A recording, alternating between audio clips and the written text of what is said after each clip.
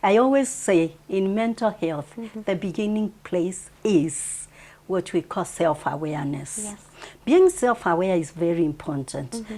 Mental health, especially when we are talking of psychological disorders, real, maybe that level of people not being functional enough, I will say it is all ages. Trauma is one of the biggest causes of mental health issues.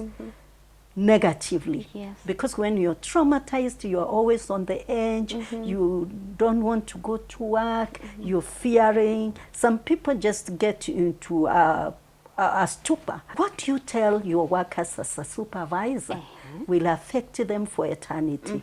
Some people have been told, oh, you cannot perform, you cannot do it, you cannot, and it's that one off, or I'll sack you tomorrow.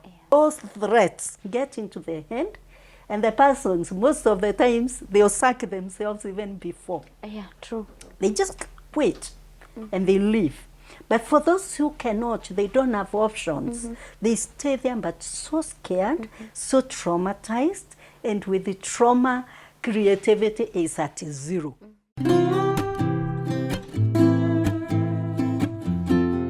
Hello and good morning, good afternoon, good evening from wherever you're watching us from. Welcome back to our channel and thank you so much. Thank you so much for subscribing. Thank you so much for the support towards our channel. We really appreciate you. And thank you to our 5,211 as at now we record this video. You are 5,211 subscribers and we don't take that for granted. Like the last one month has been amazing. We've earned massive subscribers and we really want to appreciate you for being supportive. Thank you for believing in us. Where you work, what is it that you're going through? Are you happy with your job? Are you happy with your boss? Are you happy with your colleagues? Are you happy with your environment that you're working in?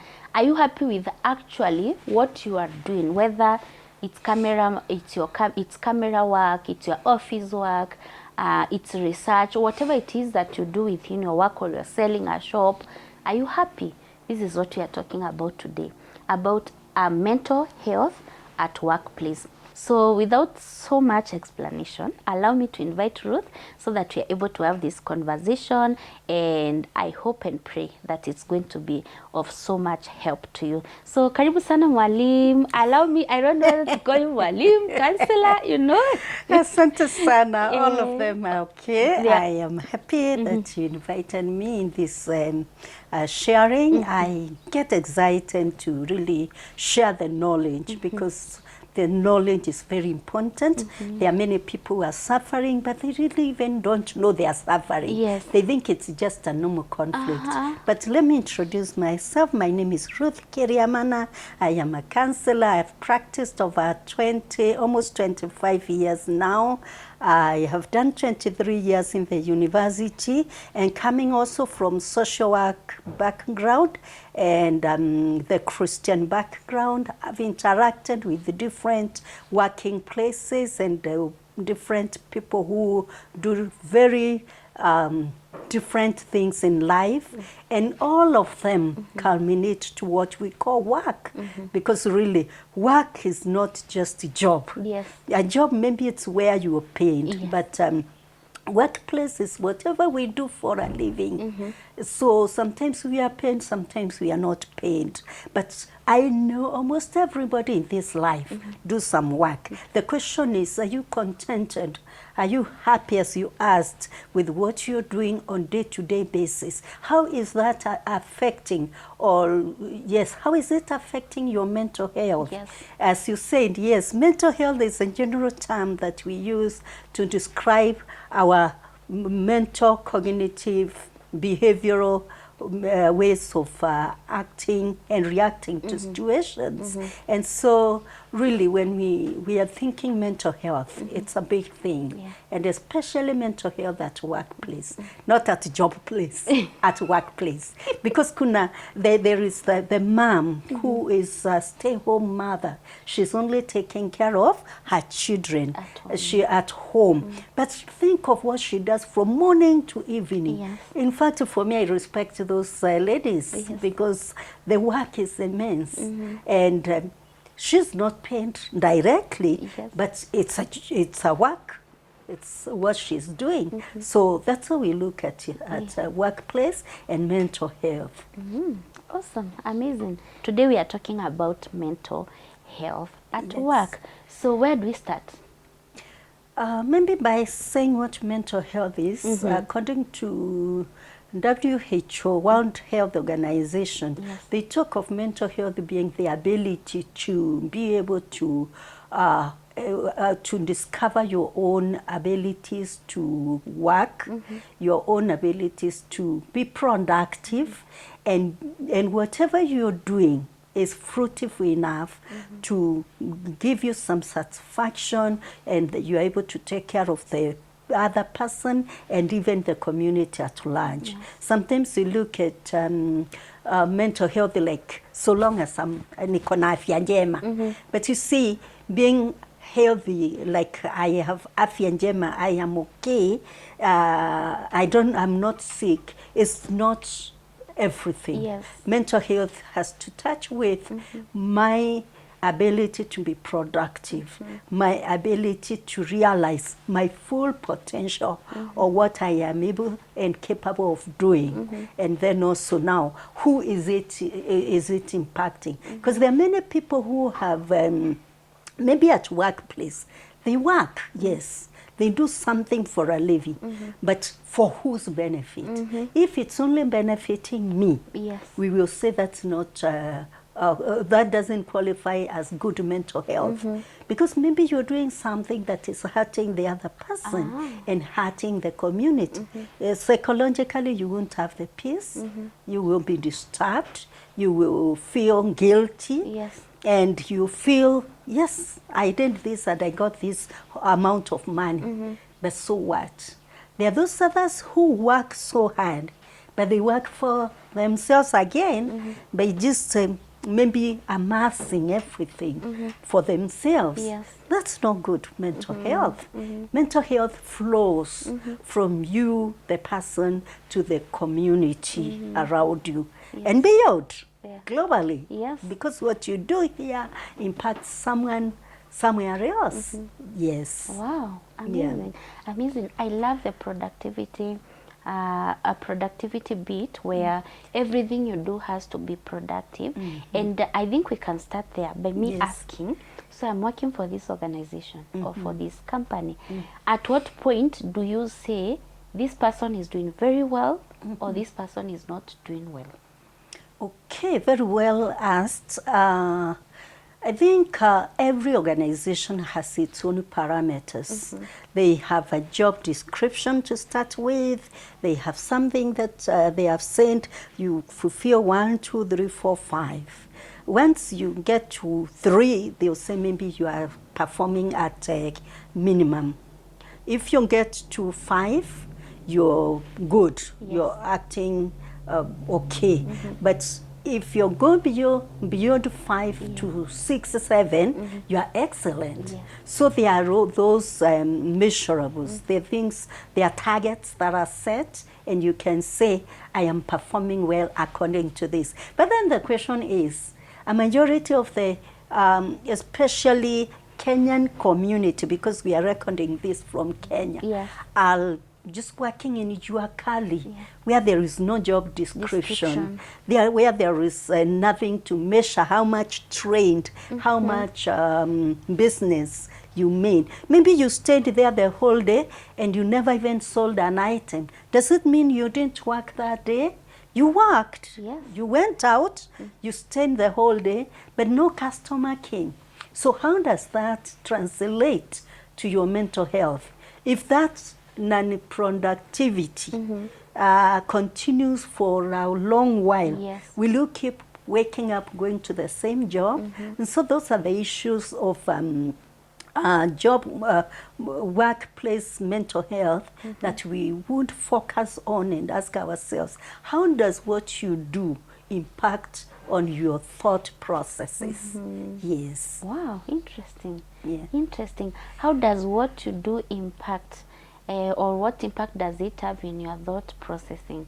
I just love that. So meaning we need to keep searching Yes. and knowing the impact we are making at our workplace. So how do we make sure at our workplaces we maintain, despite the challenges, or how do we deal with all these issues so that we are able to be mentally stable?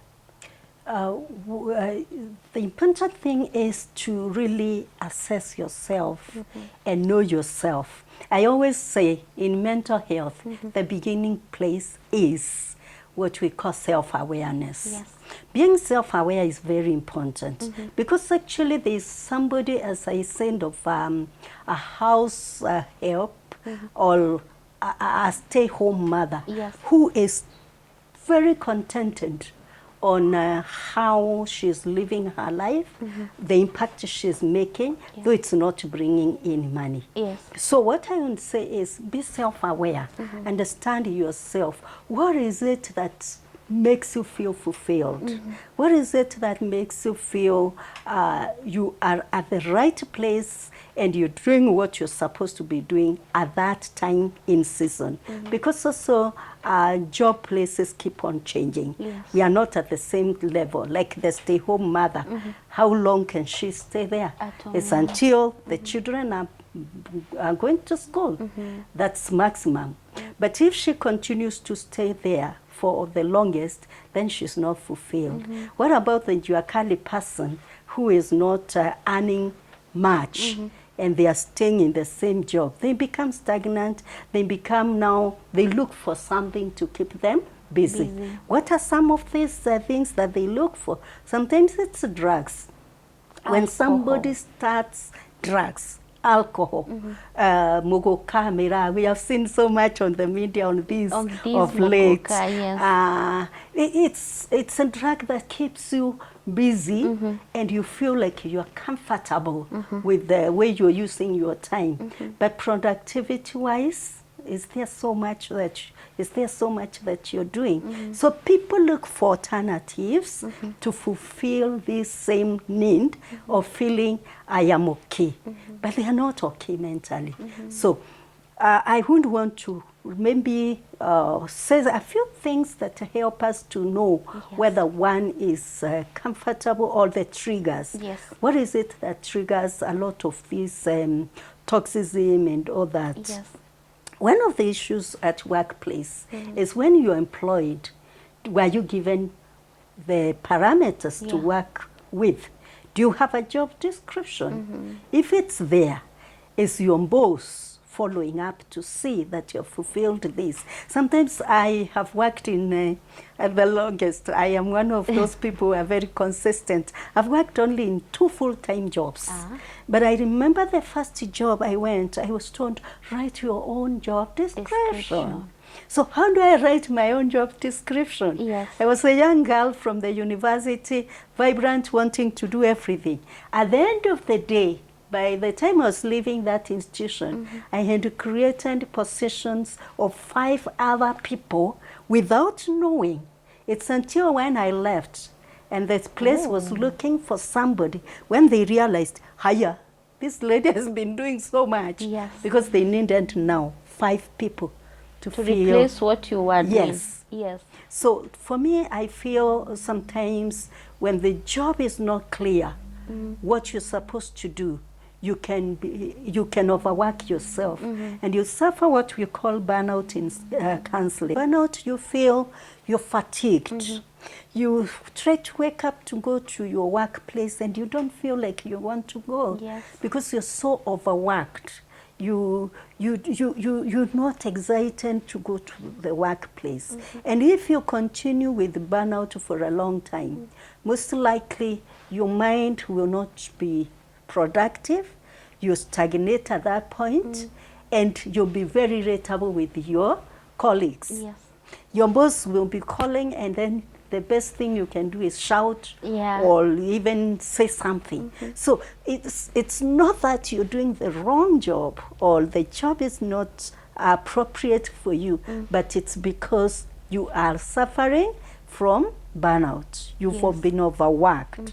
So I always insist nowadays a clear job description and being able to, the boss, whoever has given you the job, to follow through and see how you're doing. The other thing, as you said, is when you have a toxic boss or toxic supervisor.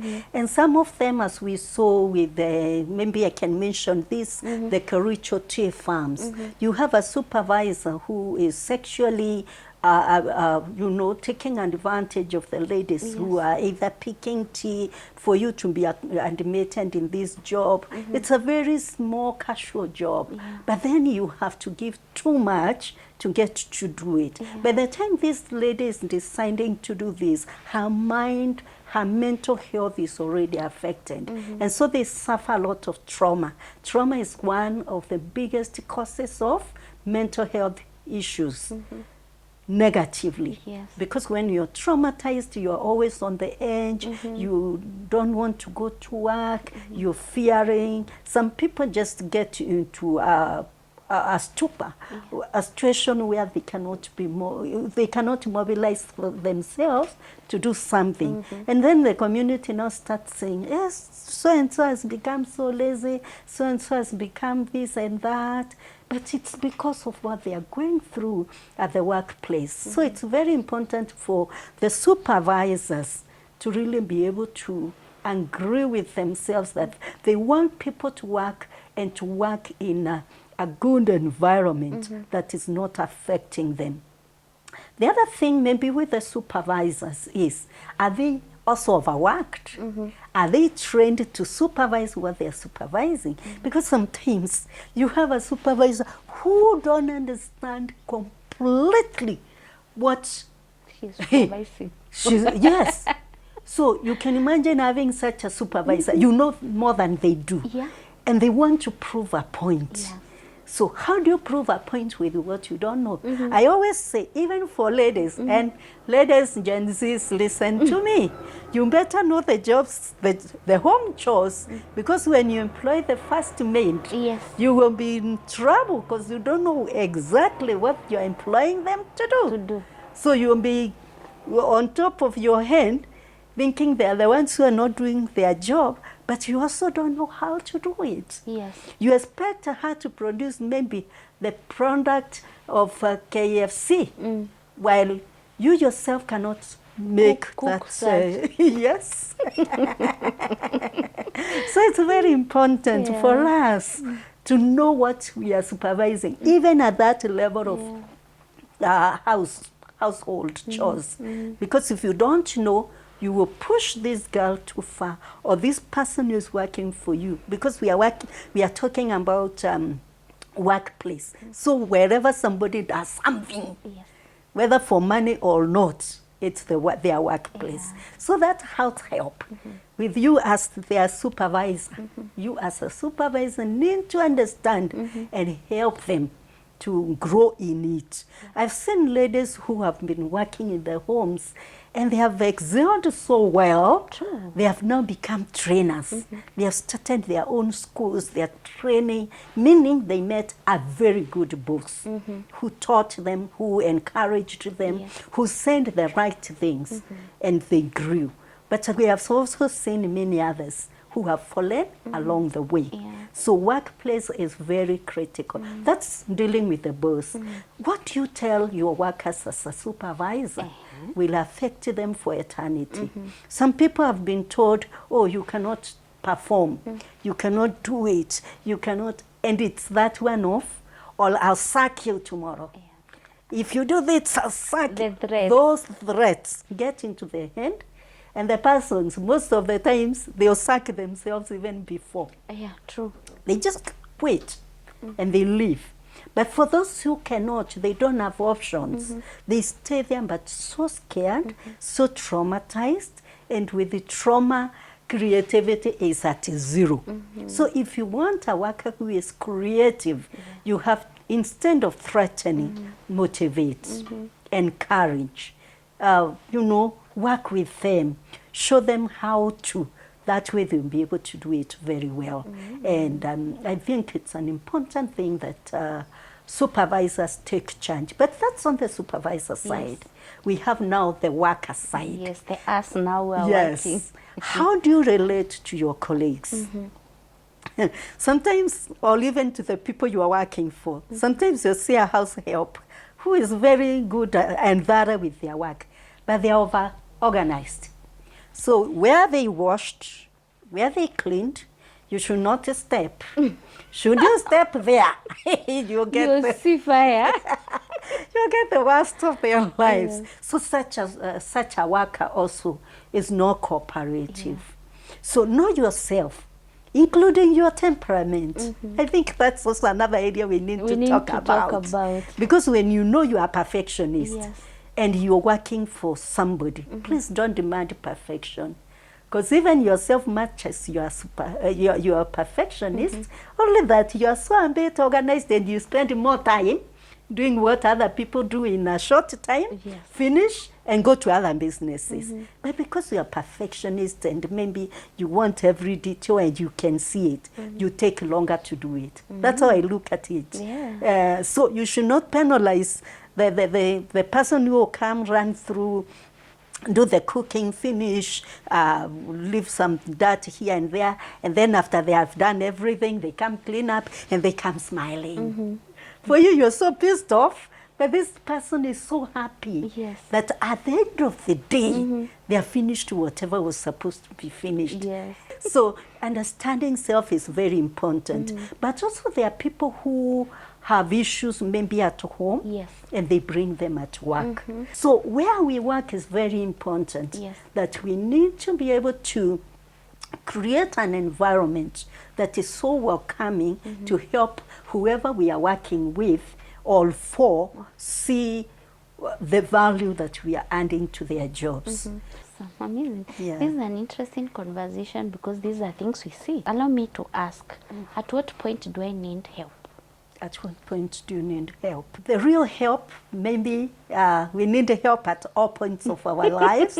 If you have burnout, you need help to discuss with the boss and be able to get some off days. Just resting will do the job. Because what has happened is that you're so tired in the mind and also physically you're tired. So as you relax your body or do something different, you are able now to see why was I reacting the way I'm reacting. That is part of the help, just being out of the job place for some times. The other help would be just the real organization, if you're working with many others, to have a meeting where you debrief.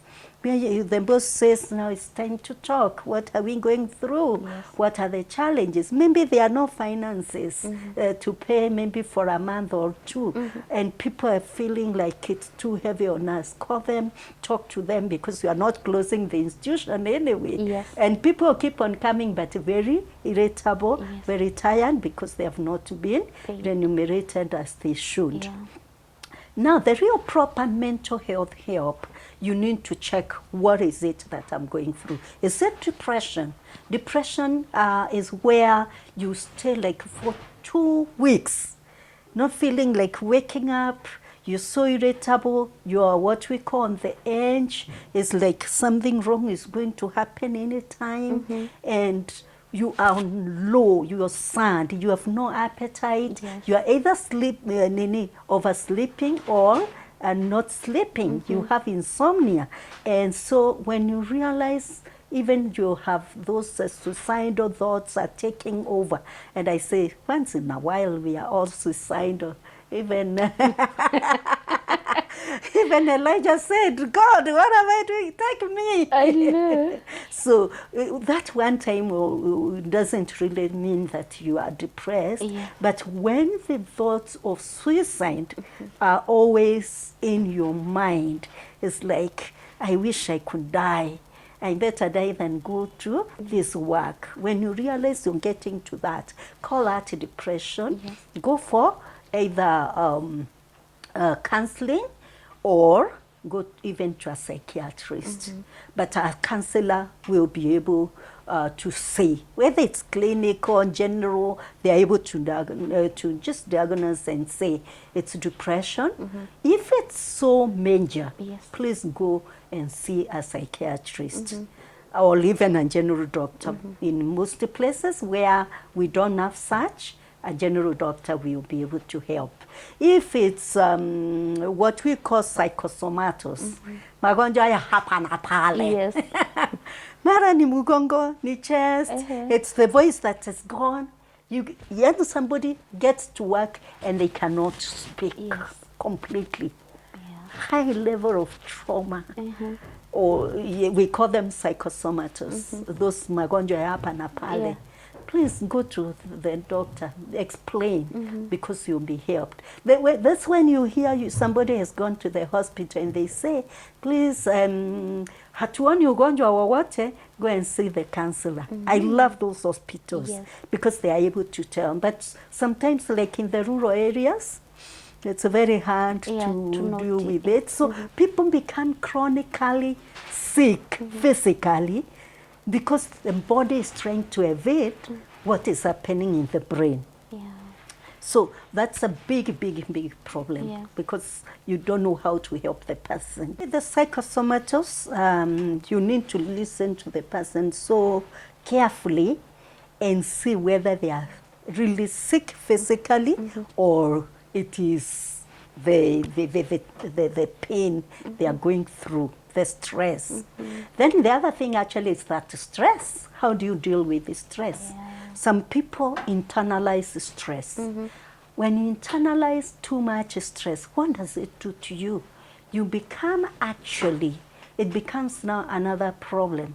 It triggers your brain to tell the adrenaline and that there is a problem. So what the adrenaline does, it produces a lot of acids. And those acids burn the stomach lining. What you get? Stomach ulcers, which can again also grow to even cancers. And so when somebody is so stressed, let them have an ability to manage the stress. Because stress is good. It's stress that is making us even talk here. The cameras are looking at us and we know we are recording for a crowd. Without that a bit of stress, we call that eustress. Eustress is very positive. It is the push that helps us to do something. But now the distress, where you feel you're tired, you're irritable, there's too much in the head, you cannot even tell what you're thinking at what time.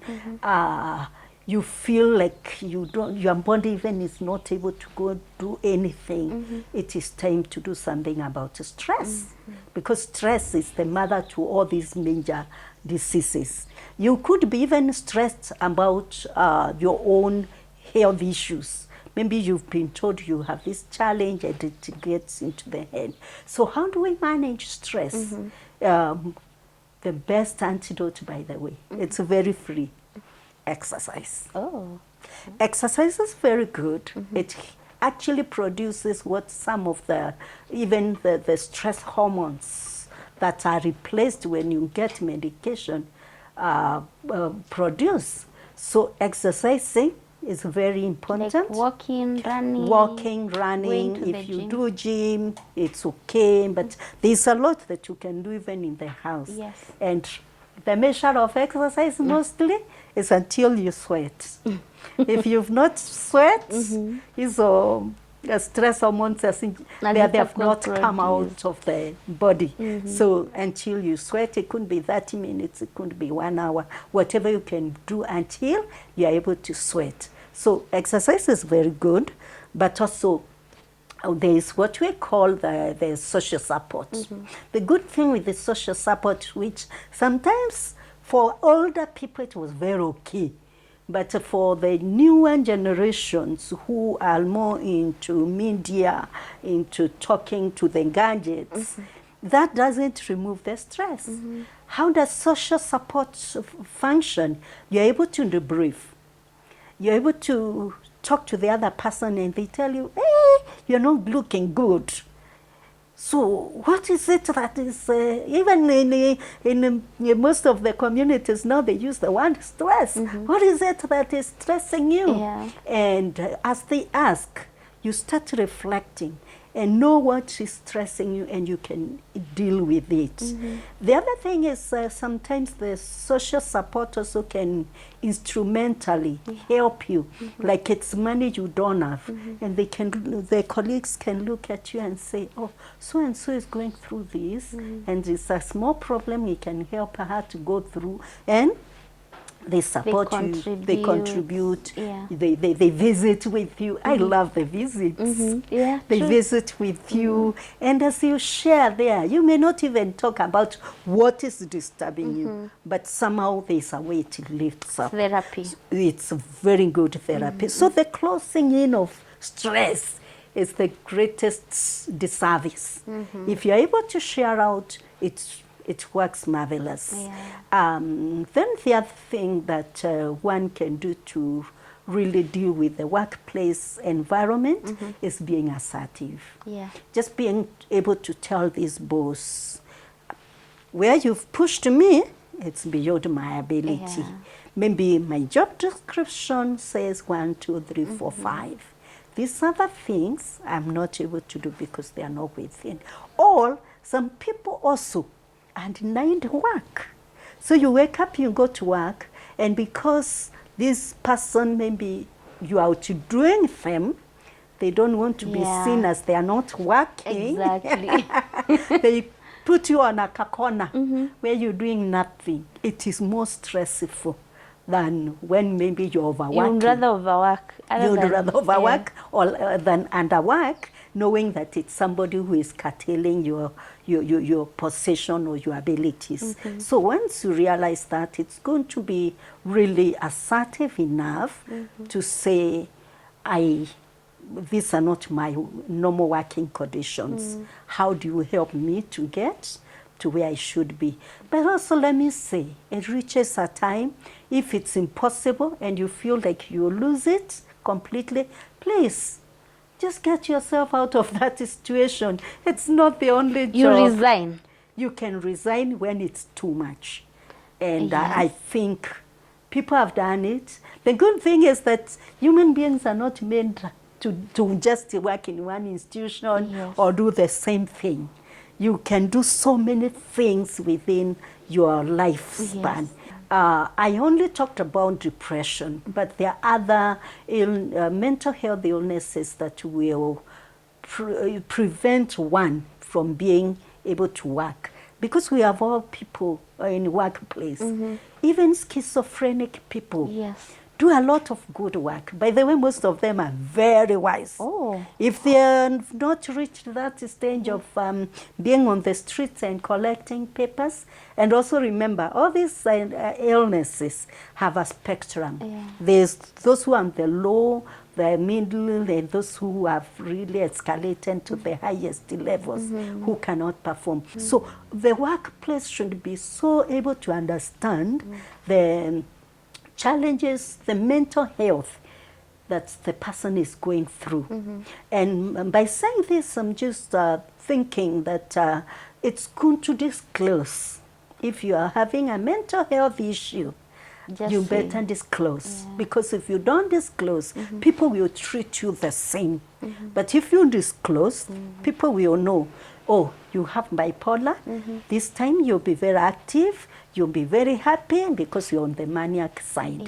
When you get into depression, they don't even expect you at work. I'm thinking about bipolar because you've mentioned it, and it was in my mind. As an employer, how do I don't know if to ask, how do I tell that the mental health of this person is proper, especially when it comes to families and, you know, where you're giving someone your responsibility to be left at home? I would say, really, if they told you, would you hire them? No. Most likely you won't. And they need a job. They need to eat. They need to take care of their families. And at most of the times they are functional. But now, when they're on the other side, they are completely they are not functional enough. But what I would say is that a good person should be able to disclose. But also, as you stay with people, monitor, because most of the times with bipolar, you know, it's depression, and what we are calling maniac actually is psychosis. So by the time this person is coming from maybe this polar, which is depression, I mean, they have been so quiet for a long time. They are not talking, or when they talk, they are very irritable. Start asking yourself, is everything okay? Without any trigger, somebody's just moody, or they are just shouting, or they are breaking cups and all that. So monitor. Don't take everything that you see at the face value. That's what I say.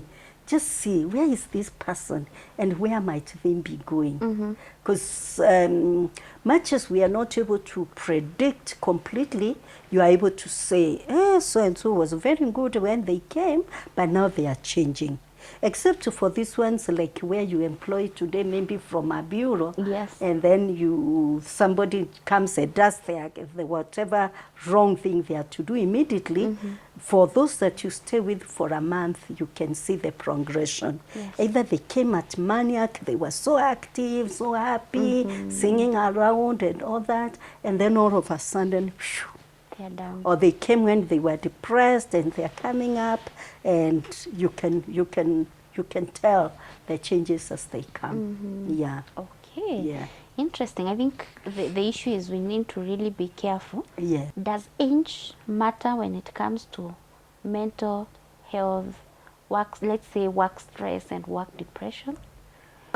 Mental health, especially when we are talking of psychological disorders, real, maybe that level of people not being functional enough, I will say it is all ages. Because the person who is a teenager today, they had the condition when they were young, but because of that age of being young children, we will not pick it up. But now that they have become teenagers, and towards 19, especially after teenage, 19, 20, it's when you see who the person is, because the personality has already been formed. They have gone through the identity crisis. Now we are able to say, if that's so and so, that's how they have always behaved, and that's what they have chosen. During teenage, the life is so fluid. Somebody is trying every kind of personality, but by 19, it is the crisis is resolved. So if somebody is stealing, actually, they have opted for that. They have thought through, they have decided for that, except a few who still continue to suffer identity crisis. You can tell 19, 20 who the person is becoming. And if they had depression, it has already shown up. If they had schizophrenia, they already, you can tell who akili iko sawa. If they have bipolar, you can tell. And if they have maybe personality disorders. So age doesn't matter, because people grow the way they are, they become who they are. Very little changes with the environment, because we have the genetic part of us, and we have the environment. There are so many people who are even predisposed to these illnesses, but they'll never suffer. Why? Because the environment where they are is not triggering. And that's why workplace is very important, because if the triggers are not there, this person will be functional for a very long time. So what do you think about the 40 crisis and life starts at 40? Those are two things I think they are psychological. Very interestingly said. The 40 is very critical, maybe because of what we said, where the person is trying to really make sure that they are stable.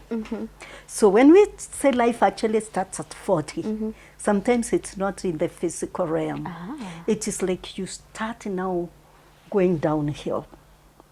You before you are growing, inch tall, what the cells were growing and growing, and you are becoming, you know. From 40 you start now going downwards. For the ladies now, you're losing your progesterone, your estrogen, and menopause is sinking in. What does that mean? For a lady, it's not a joke. You have these hot flashes that you're speaking, and then you're sweating, and people are wondering what's wrong with this one. person. And you're back to your norm, then all of a sudden again, it's something that can disturb and destabilize many women. Why? Because the brain, if you're not careful, the brain interprets it like, girl, you've aged. What have you achieved? Yes. And I'll tell many ladies who choose not to have families, that's when now it starts dawning. Yes. That's Kai. Sina watoto. Sina watoto. Sina Sina bwana. bwana. Sina. Even when you have a lot of wealth, it becomes a point of like, this is what the society expected me to have done. This is what maybe also the biology expected me to have done. What did I do? You say that. So if you're not well ascertained, you've not informed your mind correctly that this is maybe the circumstances I found myself in, or this is the choice I made, you can be very destabilized. For women, that's not when your real life starts, because the other life you lived for your parents, and then your parents' rules, do's and don'ts. Then you came all the way, you got a husband at 20s, 30s. You lived and you wanted to please to the maximum. Then the children. Now children are teenagers, and most likely you don't have a small one. And all this biology and chemistry is happening. They destabilize the mind in a way. And so this lady who was very calm and obedient and a majority of them will start reacting. And mostly they'll start thinking, what business can I start doing? Where can I be? May I go back to school? That's why so many go back to school. At 40, Yes, 40 plus ladies are going back to school. You mentioned if it's stressing you or pushing you so much, just resign. It is not the only job that you can do. So what do you have to say about this? I'll say actually, if you look at it, most of the 40s don't resign. They wait for retirement when the retirement was there. But of course, I'm watching and waiting for Gen Zs and millennials who cannot keep the same job for a long time. They have of course not reached that stage. I'm waiting to see, just like you're waiting, because with the older people, we kept the jobs. We waited for retirement. So when you get to around 55, you take maybe an early retirement. For resigning wasn't too common, unless if somebody has a real mental issue. And the good thing, if you've been working in the same place, you don't just resign, you take early retirement. So that early retirement is able to bring you something. And most of the organizations, if somebody is sickly and they are not able to function well, that's sickly physically or mentally, they give them an early retirement. And they are able to get something out of their many years of labor. That's true. Awesome. I think this is just an important conversation that I am really enjoying, because these are things we go through every day. I have an issue with pastors and the work they do. Maybe you can tell us about that, because there are so many pastors who are doing the work of the Lord, but they are really struggling. They have nothing to feed these children. Like the things they are going through those families, and their husbands are pastors. We, the congregation, think they are the luckiest women who got married to pastors. And I believe pastor, like a pastor, that's their work. It's their Yes, work. Could it yes. be having some mental health related issues, and how can so many pastors and pastor skins deal with all this? I know that's a very, Yeah, wide question. it's a topic on its own. But let me just put it this way. Pastoral job is a job. It's a Yes. work. Yes. It's a real job that somebody wakes up, but wakes up odd hours, very odd hours. Yeah. It's a job where it's not defined. When I talked of a job description, pastors don't have a job description. Somebody has died, you go to bury the same day. So you bury in the morning, you join a wedding in the afternoon. Yeah. How do you oscillate these moods? Sadness, and for sure you have to show you are sad, Yeah. and then happiness in the afternoon. I love you have to show you are sad, because maybe it doesn't even relate with you, Kapisa. But you have to put the sad Yes. mood. Now, many other jobs and works, Yeah. the families are not innate. They can do whatever they want to do. But now as a pastor's child, you're pulled into this mix. As we go for the burial, in the afternoon we go to the wedding. And in the evening, there is many fellowship coming at home. Yeah. Now, how do you change all these things? Yet, the remuneration in the church, I don't know who talked about who just came up with the idea as poor as the church mouse. Even the richest of the churches where it is employment, those people are not remunerated to their highest capacity. Yeah. There is always lack of finances in the church, or so much split areas of where they put the money that the pastoral family doesn't come as number one, or as they need what everyone else has. So the challenge is, you have a mood, you have to keep on changing your mood all the time. You have to sustain the family by working very hard. I respect my father and my mother, and especially my mother. Let me put it that way. Because my mother worked in the farm all her life, Yes. supervising a few workers to educate us, because I won't say it's the church that did it. Educated, yeah. It is my parents. What my dad would get was just to substitute here and there. Yeah. But thank God for coffee when it was working, for tea when it was working. Now my dad would chip in now in farming, wherever he was placed as a pastor. Yes. He farmed. And so we would get food, cereals and grains from his work, and while mom now works for the fees. Otherwise, if it were not for that, I don't know. You could not be the almost the professor that you had. Yes. The doctor. Yes. And so with time, my younger siblings, a number of them rebelled, because it's like, is this God? Yeah. Where is the church? So that is one big thing, the financial part. Yeah. Then the other one, for you to know that it's a real job. Me, I think I've never seen politics like I've ever seen in the church. What? Every church has politics. Hey. And they are worse than, well. Yes, because these are people you're meeting on a weekly basis.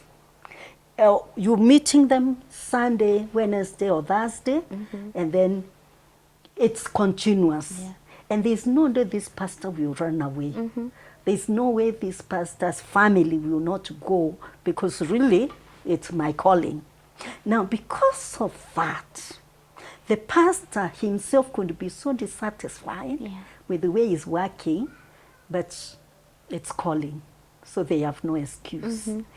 But their family now is also tied to it. And so because of that, in the church politics, the children themselves get to hear so much About. and so early, which they should not have had or known. Yeah. I thank God for the current pastors who will keep their things to the office. Please do. Pastor, if you will listen to this, don't bring your congregants at home, or a meeting at home. because your 3-year-old child will hear things that they will remember when they are 50. You're speaking out of experience. Out of experience. Remember, I'm over 50. There are things I had then. Yes.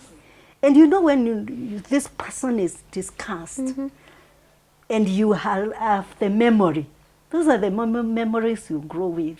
Yeah. Those are things that you hear. So I would really plead with the pastors to keep church matters for the church office, if there is any church. But remember, there are many pastors who have their church in their home. So there's no office, there's nothing. And they're really struggling.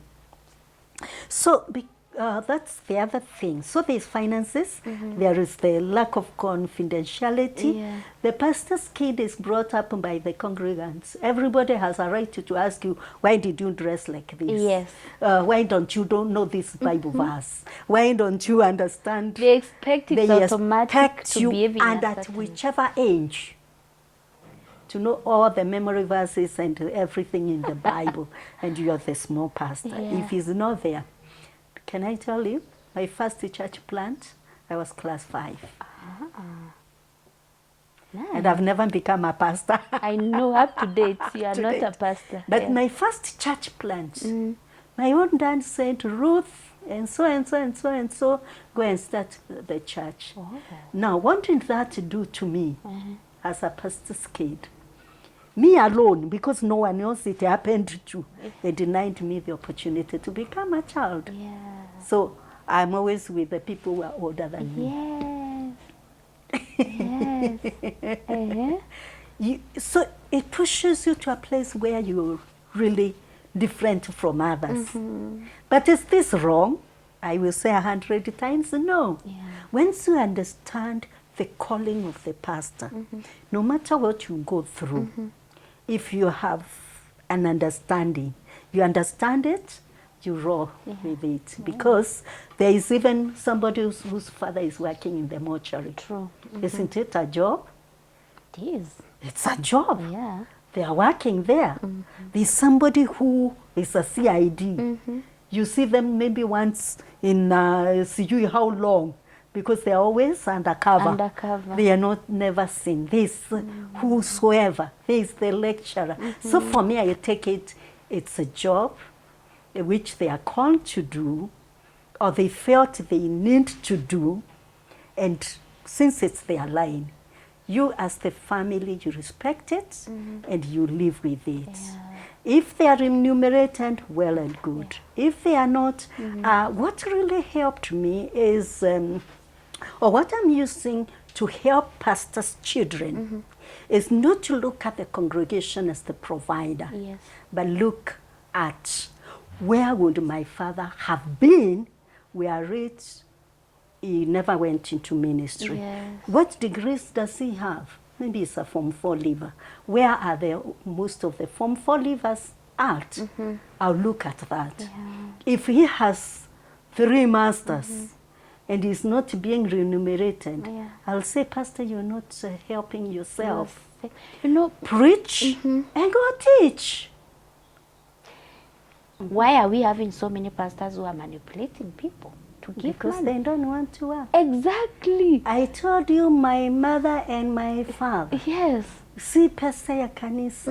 Much as people would mock us and say you eat the sandaka. Yes. Ni sandaka yetu munakula. Kwanza ya ile mainline church. How even do you get it? Because it goes to you where, and then it's the circuit to divide for you. It would come even after how many months. So work. The Bible, work with your own hands. I saw my parents work. If we lacked, personally, I never really seriously blamed the church. I said we didn't make it. We used to really ask ourselves, why must, because we were made to work. Why must we work and our father is a pastor? We were made to work by our good mom. She's still alive in 84, 86. With a torch in the morning, you take those lines of tea, go this way back Then you pour, you bathe, you go to school. Wow. And in the afternoon you come, you take the same tea to the tea buying center. How many kilometers? More than 4 kilometers away. Yeah. And that's how we, a majority of us went to school. So I wouldn't really say work for pastors. It is real, there is the calling. But the calling has not stopped you from doing anything else. Please work so that you don't manipulate watu wa Mungu. So what are some of other things are you encouraging pastors to, to do so that they're able to be properly, to function properly mentally, especially when it comes to finances and working and being able to put themselves together as a person, not as a pastor. Yes. As a person. Thank you for saying that. Yeah. Let them, let every pastor, every reverend, every bishop, every clergy, Yes. because that's the correct one, One. know that they are human beings like everyone else. They are brother, sister to so and so and so and so. So they are flesh and blood, Yes. like everyone else. They are not fighting with the world. They are just serving. Like the doctor is serving, and the counselor is counseling, and whosoever is doing what they are doing. So for me, that's of us, me as a pastor's kid and as a pastoral family, that we are as normal as everyone else. Seek help, even financial help. Discuss. When we were growing up, my father had 3 people in his circle. I can now see them very clearly. Yeah. Unfortunately, 2 are late. Yes. But the 4 of them, if one is planting tea, they are consulting each other. They grew together, encouraging each other. Yes. And for me, that was powerful. A pastor should not feel so powerful that he doesn't have friends, people that he's consulting. Yes. And not too far away, not going to look for people who are at Nairobi while you're in the rural. Have people where you are planted. Yeah. Because that's where you will thrive. Your success is based on these people around here.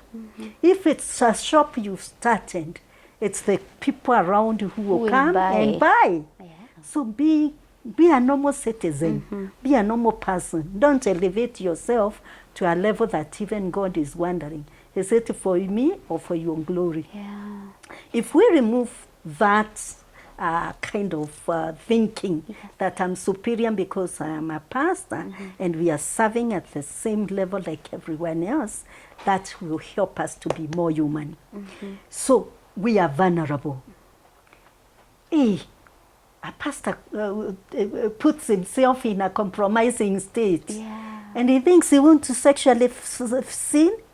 Bwana mwili yake iko na damu. Akikatwa, the damu will be yellow, not the red one. Because he's a pastor. Because he's a pastor. So long as the blood is red, Yes. they are as human. They are as aroused. They are as, they can be irritated. They can insult. They can do anything. Yeah. The fact that they are pastors doesn't remove the humanness. Yeah. We are still all of us in the fallen world. But what am I saying? I am saying let them know that this is, yes, a special calling because they are relating on the spiritual matters. But no, they cannot compromise. If their children go hungry, the children won't remember that the congregation was there. Yeah. They will say, my father had 3 degrees, once educated by the church. Yes. But we suffered. This mentality of the congregation taking care of us is sometimes taken beyond the whatever. But also we have churches that you prohibit you starting a shop, you doing anything else, which is a disservice to the family. If you do that, then remunerate enough to the level of this person. Yeah. If they are PhD, give them a salary of PhD. If they are masters, give them the same. Salary, Where their education or their abilities are, put them there. Otherwise, allow them days to work.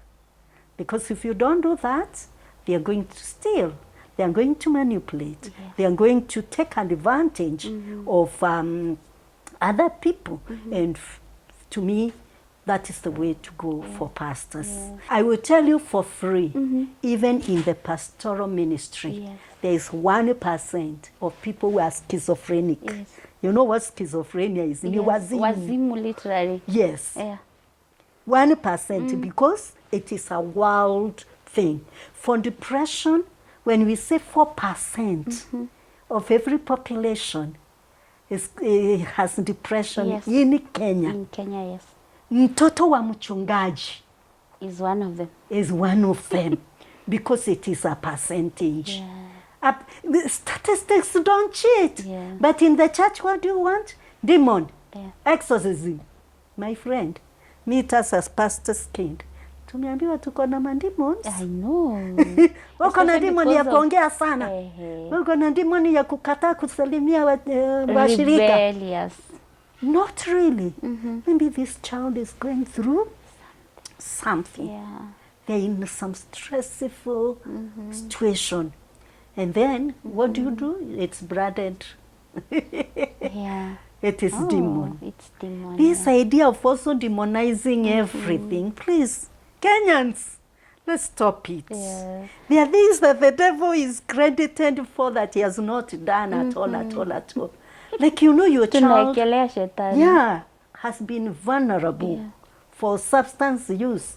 Why? Because even the father, before he got saved, he was an alcoholic. Ah, He has lost like, the father lost like 2 brothers on alcohol. So what makes you think your son will be angelic?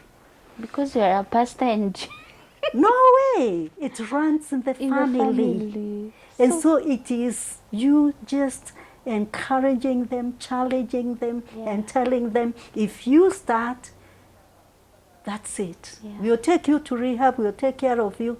But since it runs in the family, it's you to make a choice. It's to encourage them not to start at all. Yes. Yeah. Thank you so much, Mwalim. Yes. Maybe as we end, what would you be your encouragement to so many people that are listening or watching you on mental health at workplace? Yes, I will say work is the command from the Lord. Yeah. Not after the fall, because we sometimes think working is a punishment. Yes. Working is not a punishment. It's the first command that God gave. Even before the eating comes, work. So whatever you find your hands to do, do it with your whole might. If it's not giving you the satisfaction you want, please seek help. Help is available. There are counselors who will help you to work through what you're doing. There are career and career counselors. They are just good people who will talk to you concerning what you want to do so that you don't make so many mistakes as you choose what to do. And once you get it, please work and seek mental health help if you feel you're not working at your best, if you feel you're in a toxic environment, if you feel you're headed towards burnout, just seek help. God said we rest. So let's seek for time to rest and seek time to reflect on what we are working on, because some of us work not even for money, just to feel that we've done something. But let's evaluate, is what I'm working on helping me to progress? Yes. Am I investing? Am I taking my children to the schools they should be in? Am I, if you realize you're not, please seek advice. Seek advice, seek professional counseling if you feel you're not going the right direction. Yeah, and it's been an amazing conversation on mental health at workplace, which I think it's really important that we take care of our mental health. We started by asking where you are working. Are you happy? Are you satisfied? Are you able to be productive in what you do? Which I think they are very, very important things. And we've had a counselor who has really given us many ways that you can relieve yourself from all these stressful moments. And at the same time, how do you know that you need help? These are conversations that we've had. So it's very, very necessary and important for you to learn how to put yourself, how to compose yourself at workplace so that you're able to be productive. That's it for today. Thank you so much for working with us through this journey. I hope this video is going to be of help to you and to so many other people maybe that you share and work with. Asanteni sana. My name is Stella. We'll see you in our next video.